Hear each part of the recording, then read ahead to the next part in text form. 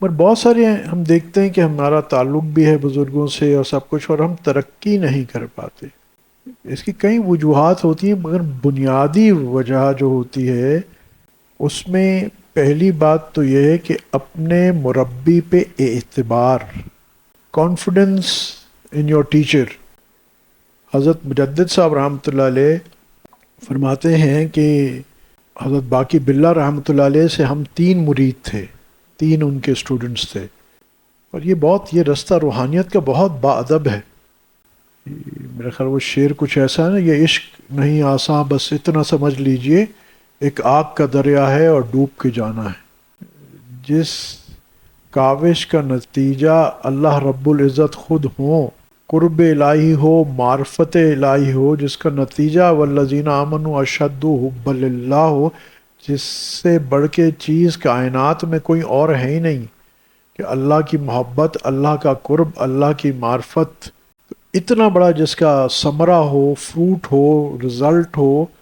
تو اس کے لیے محنت بھی تو ویسے ہی چاہیے نا، اس کا ایک پروٹوکول بھی تو ایسے ہی چاہیے نا۔ تو پہلا ہم محروم کیوں رہ جاتے ہیں کہ مجدد صاحب نے فرمایا جیسے پہلے اس نے بیعت تو کی تھی، مگر اس نے کہا یہ باقی باللہ رحمۃ اللہ علیہ نہ خود کامل ہے نہ مجھے کامل کر سکتے ہیں،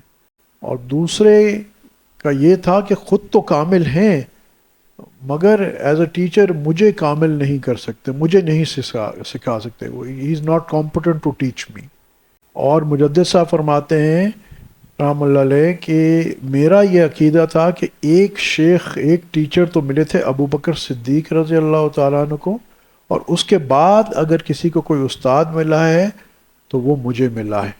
میرا یہ عقیدہ تھا اپنے شیخ، اپنے ٹیچر حضرت باقی باللہ رحمۃ اللہ علیہ کے۔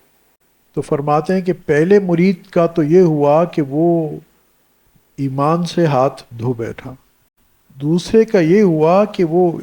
ایمان پہ تو رہا مگر کچھ بن نہیں سکا، کچھ حاصل نہیں کر سکا، اور تیسرا فرمایا کہ میرا تو یہ عقیدہ تھا اپنے شیخ کے مطابق کے بارے میں، اور اللہ نے مجھ پہ ایسا فضل فرمایا کہ وہ مجدد الف ثانی، 1000 سال کے الف ثانی، دوسرے 1000 سال کے مجدد کہلاتے ہیں، انتہائی اونچے رتبے کے ولی اللہ ہیں، آج بھی کہتے ہیں ان کا بہت تصرف ہے۔